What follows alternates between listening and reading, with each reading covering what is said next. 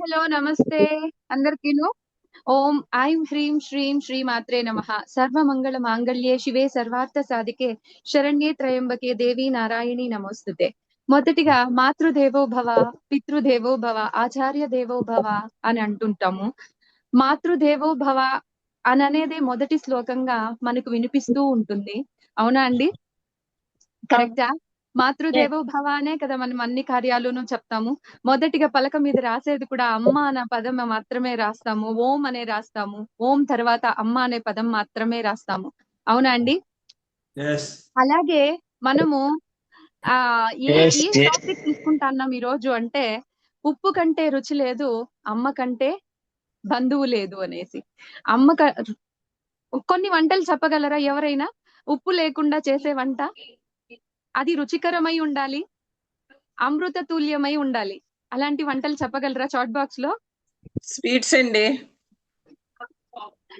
Sweets కూడా ఉప్పు కూడా కొద్దిగా తగిలిస్తేనే స్వీట్స్ కూడా అద్భుతంగా అమోఘంగా ఉంటాయండి. ఈ చిట్కా మీకు తెలుసా? తెలీదు. ఆహా. తెలియదు, కాబట్టి వేసినా నచ్చదు. ఒబ్బట్టుకైనా సరే లేక స్వీట్ కైనా సరే ఒక్క చిటికెడు ఉప్పు తగిలిస్తేనే ఆ రుచి మరింత పెరుగుతుంది అని చెప్తారు వంట వాళ్ళు. నలభీమ పాకంలో అది ఒక శాస్త్రం అన్నమాట. సో కాఫీ టీలు అయితే ఉన్నాయిలేండి. కాఫీ టీలు సూపర్బ్. చాలా ఆలోచిస్తున్నారు. నేను వంటలు చెప్తున్నాను. కాఫీ టీ పెరుగు ఇవి కాదు. ఓకే. నెక్స్ట్ అమ్మ కంటే బంధువు లేదు అంటారు. కరెక్టేనండి. అమ్మ కంటే బంధువు లేదు. ఎందుకంటే అమ్మ ప్రేమ అంత గొప్పది. అమ్మ కంటే అమ్మ మాట కంటే తీయనైనది ఇంకేదీ లేదు. అమృత తుల్యమైన మాట ఒకటి ఉంది అంటే అది అమ్మ మాట మాత్రమే. అమోఘమైనది, అద్భుతమైనది, ఆ అంత ప్రేమని కురిపించేది అమ్మ మాత్రమేనండి. అమృత వర్షం లాంటి పదము ఏదైనా ఉంది అంటే అది అమ్మ మాత్రమే. ఎందుకు ఇంతగా చెప్తున్నాను అమ్మ గురించి అని అంటే, నాకిప్పుడు ఒక 1 వీక్ 10 డేస్ నుంచి అండి చాలా హెల్త్ ఇష్యూ వచ్చింది. అమ్మ ప్రేమ లేకపోయిండింటే నేనేమైపోయింటునో అనని ఒక చిన్న భావన నాకొచ్చిందండి. బికాజ్ ఈ 1 వీకును ఫుల్ రెస్ట్, బెడ్ రెస్ట్ తీసుకోమని చెప్పారు. అమ్మ లేకపోతే ఎవరు చూస్తారండి మనతో? నిజమే. బంధం అంటూ ఉంటుంది.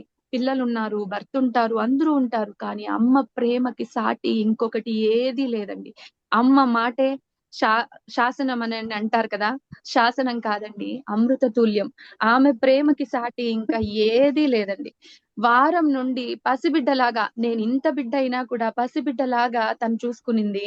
నేనీరోజు కోలుకొని మీ ముందర ఇలా మాట్లాడుతున్నాను అంటే అమ్మ ప్రేమే కదండీ! దీనికంతటికి కారణం.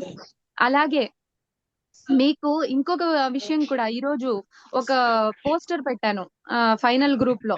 చూసారా అండి? ఎంతమంది చూసారో నాకైతే తెలీదు. బర్గి డ్యామ్ సన్నివేశం ఒకటి పెట్టాను. లాస్ట్ వరకు ఆ బిడ్డని మోసుకొని అలాగే ప్రాణం వదిలేసింది ఆ తల్లి. ఆ బిడ్డని ఎంత కలలు కనింటుందండి ఆ బిడ్డని పెంచడానికి.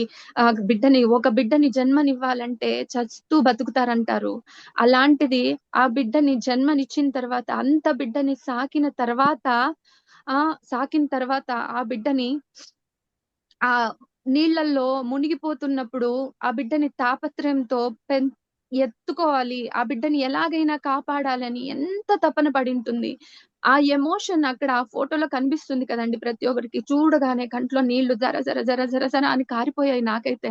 ఎ ఆ తల్లిని లాస్ట్ వరకు ఆ బిడ్డని వదలలేదు కదండీ తల్లి. ఆ ప్రేమ ఇంకెవరికి ఉంటుందండి? ఎవ్వరికీ ఉండదు. మాతృ ప్రేమకి సరి సమానం ఆ సాటి తనం ఇంకొకటి ఎవ్వరికీను ఉండదు, ఉండబోదు కూడా. తల్లి ఏ రుణమైనా తీర్చుకోవచ్చేమో కానీ తల్లి రుణం తీర్చుకునేకి అవుతుందా అండి? ఎవరి చేతన్నా అవుతుందా? అస్సలు కుదరదు.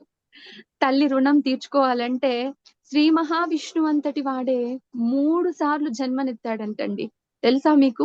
ఏ ఏ ఆహ్, జన్మనెత్తాడు అనేసి? చాట్ బాక్స్ లో చెప్పగలరా ఎవరైనా? మొదటిగా కౌసల్య దేవికి రాముడిగా జన్మించాడు. ఆ రాముడు నీ కైకేయి మాత ఎంతగానో ప్రేమించింది. కాకపోతే ఆ కైకేయి మాత 14 ఏండ్లు అరణ్యవాసానికి పంపించడం కూడా మనందరికీ తెలిసిందే. అవునా అండి? కానీ ఆ బంధం మళ్ళీ మళ్ళీ పెంచుకోవడానికి ఆయన శ్రీకృష్ణుడిగా మళ్ళీ పుట్టాడండి ద్వాపర యుగంలో. పుట్టి ఈసారి కైకామాతకి జన్మించాడు. దేవకీ మాత కైకెగా ఆమెకి జన్మించాడు. 14 ఏండ్లు ఆమె దూరం చేసింది కాబట్టి యశోద దగ్గర 14 ఏండ్లు పెరిగాడు. అటు ఇటు 2 పక్కలను బ్యాలెన్స్ చేశాడు. ఆ తర్వాత మళ్ళీ పెళ్లి చూడలేదు అన్న మాట ఒక్క మాట యశోదాదేవి అంది అనేసి మళ్ళీ ఆయన వెంకటరమణ స్వామిగా జన్మనెత్తాడు. చూసారా అండి? 3 జన్మలు. రాముడిగా, కృష్ణుడిగా, అలాగే వెంకటరమణ స్వామిగా 3 జన్మలెత్తినా కూడా ఆమె రుణం ఇంకా తీరలేదు. అందుకనే వకులామాతకు కూడా వెంకటరమణ స్వామి కొండపైన ప్లేస్ ఇచ్చాడు. మొదటిగా వకులామాతని దర్శించుకోవాలి. ఆమె దర్శనం తర్వాత వరాహస్వామి దర్శనం, ఆ తర్వాతే నా దర్శనం అని మాటిచ్చాడు. అంటే ఎంతటి బంధం అండి అమ్మ బంధం కదా! ఆ అలాగే ఇంకొకటి కూడా ఉందండి. వామనావతారంలో పూతన బలి చక్రవర్తి దగ్గర ఉన్నప్పుడు ఆమె పూతన ఒక స్త్రీ అన్నమాట పక్కనుంటుంది. అబ్బా! ఎంత అద్భుతంగా ఉన్నాడు. ఈ పిల్లడు నాకి బిడ్డగా పుట్టిండింటే ఎంత బాండు. ఇతనికి నేను పాలిచ్చి పెంచింటే ఎంత బాండు అనుకుంటుందంట. ఒక్క క్షణం మాత్రమే అనుకుంటుందంట ఆమె అలాగా. కానీ ఆమె మరుక్షణమే బలిచక్రవర్తిని పాదాలతో తొక్కేసిన తర్వాత వామనమూర్తి. ఇతన్ని చంపేయాలి అనని కోపంగా కూడా అనుకుంటుందంట. ఆ ఒక్క క్షణం ఆమె అనుకున్న మాత్రానికే శ్రీకృష్ణుడి జన్మలో పూతనగా ఆమె జన్మించి ఆమె దగ్గర పాలు తాగి ఆమె రుణాన్ని తీర్చాడు. అంటే ఆమె కోరికను తీర్చాడు శ్రీ మహావిష్ణువు. అంటే తల్లితనానికి ఎంతటి బంధం అండి, ఎంతటి బంధం. ఇలాంటి బంధం ఈ మధ్య కాలంలో కనుమరుగైపోతుంది. ప్రతి ఇంటాను నేనేదో చెప్పాను కదా ఒక స్లోగన్, ఉప్పు కంటే రుచి లేదు అనేసి. ఉప్పుని ఎంతవరకు వాడాలో అంతవరకు వాడితే అది చాలా అందంగా, చాలా బాగుంటుందండి. తినేకి ఆహ్లాదకరంగా, అమృత తుల్యంగా ఉంటుంది. కానీ ఎక్కువ వాడితే అదే ఎగుటు కొడుతుంది. అలాగే అమ్మ ప్రేమ కూడా అంతేనండి. అమ్మ ప్రేమని ఆస్వాదించాలి, అనుభవించాలి. అంతేకాని అమ్మని బంధువులాగా చూడకూడదు. ఆత్మ బంధువులాగా చూడాలి. బంధువులాగా చూసేస్తున్నారండి చాలా మంది. అంటే అమ్మా నాన్నని ఎక్కడో, వీళ్ళెక్కడో ఉంటున్నారు. చాలా తప్పండి. ఆమెని పండక్కు, పబ్బానికి పిలిచాక అండి మనతో కనింది, పెంచింది, ఇంత పెద్దది చేసింది కాదు కదండీ! మనతో పాటు ఉంచుకోవాలి తల్లిని కూడా. బంధువులాగా ఎవరు చూడొద్దండి అని చెప్పడానికే ఈ స్లోగన్. అమ్మ కంటే బంధువు లేదు అంటే ఆత్మ బంధువు లేదండి. ఆమె కంటే ఆత్మ బంధువు లేదు. కానీ ఆమెని బంధువులాగా చూడండి అని మాత్రం కాదు. తల్లిదండ్రులకి మనం పుట్టినప్పుడు నిజంగానే అన్నదమ్ముండ్లు, అక్క చెల్లెండ్లం అవుతాం. ఆ తర్వాతనండి దాయాదులు. అమ్మ తర్వాత అమ్మ, నాన్న లేకపోతే ఎవ్వరైనా సరే దాయాదులే అవుతామండి. ఎందుకు ఇలా అంతా చెప్తున్నానంటే ఇప్పటి కాలంలో చాలా మందిని చూస్తున్నాను. ఆశ్రమాల్లో చేర్పించేయడం, తల్లిదండ్రులని పండగలకి, పబ్బాలకి మాత్రమే పిలుచుకొని రావడం, బంధువులాగా వాళ్ళని ట్రీట్ చేయడం, వాళ్ళకి స్వీట్సు, హాట్సు ఇచ్చేయడం. మళ్ళీ అయ్యో! అమ్మ ఊరికెళ్ళిపోతుంది, లేదా ఆశ్రమానికి వెళ్ళిపోతుంది, వాళ్ళకి ఇవన్నీ పంపాలి అనేట్టుగా చూడ్డం. నాకు నిజంగా చాలా బాధేసిందండి. అందుకే అక్కడి నుండి పుట్టుకొచ్చింది ఈ పదం. అమ్మ కంటే బంధువు లేరు అననేసి. కాబట్టి ప్రతి ఒక్కరినిను వీలైతే 4 మాటలు, కుదిరితే ఒక కప్పు కాఫీ తాగండి అమ్మతో పాటు, నాన్నతో పాటు. కూర్చోండి. చక్కగా మాటలు చెప్పండి. ఎంతో మా ఆడపిల్లలకైతే బంధువులే అయిపోయింటామండి తల్లిదండ్రులకి. నిజంగానే చెప్తున్నాను. ఎలంటే ఆడపిల్లలు పెళ్ళైన తక్షణమే అక్కడికి వెళ్ళిపోతాం. అత్తమామలనే మా తల్లిదండ్రులుగా భావిస్తాం. అమ్మా, నాన్నలు బంధువులైపోతారండి మాకు. కానీ అదే తల్లిదండ్రుల్ని బంధువులుగా చూసేటప్పుడు ఎంతటి బాధేస్తుందో మాకు మాత్రమే తెలుస్తుంది. ఆడబిడ్డలకు మాత్రమే తెలుస్తుంది. అందుకే మీకు చెప్తున్నాను. తల్లిదండ్రులు మీ దగ్గర ఉంటారు కదా! వాళ్ళని సరిగా చూసుకోండి.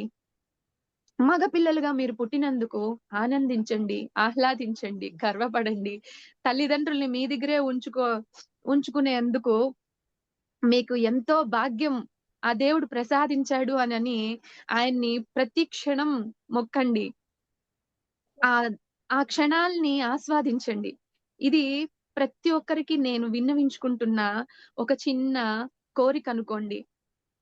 అలాగే అమ్మతనం ఎంత తీయనిది అంటే ఒక చిన్న సినిమా రూపంలో, ఐ మీన్ 3 గంటల సినిమా రూపంలో 'అమ్మ రాజీనామా' అని ఒక పిక్చర్, చాలా పాత సినిమా శారద గారిదుంది. వీలైతే ఆ సినిమాని ఒకసారి చూడండి.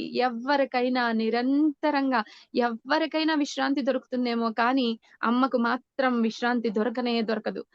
ఎప్పటికీ ఆమెకి రాజీనామా అనేది ఉండనే ఉండదు అనేది ఆ సినిమా తత్వం. చూడండి, వీలైతే రేపో ఎల్లుండో ఆ సినిమా చూసిన తర్వాత ఒక చిన్న ముచ్చట పెట్టుకున్నాం ఆ సినిమా గురించి కూడా. ఇన్ని మాటలు చెప్పిన తర్వాత ఎవరికైనా అమ్మ గురించి ఏదైనా చెప్పాలనుకుంటే ఒక చిన్న మాట, ఒక చిన్న పలుకు, చాట్ బాక్స్ లో కాదండి, మీ అమ్మ దగ్గరికే వెళ్ళి ఆత్మీయంగా కూర్చొని పక్కన ఒక ఫోటో, ఒక సెల్ఫీ, ఏదో ఒకటి తీసుకొని ముచ్చట పెట్టండి. ఆనందిస్తాను. ఈ సెషన్ నేను తీసుకున్నందుకు మరింత గర్విస్తాను. నా మాటలు విన్నారు ఒక నలుగురైనా అన్నట్టుగా భావిస్తాను. ధన్యవాదాలు. ఈ 4 మాటలు చెప్పే అవకాశం ఇచ్చిన మీ అందరికీను పేరు పేరున ధన్యవాదాలు తెలుపుకుంటున్నాను. జై వాసవి. Super Shweta Nagesh madam.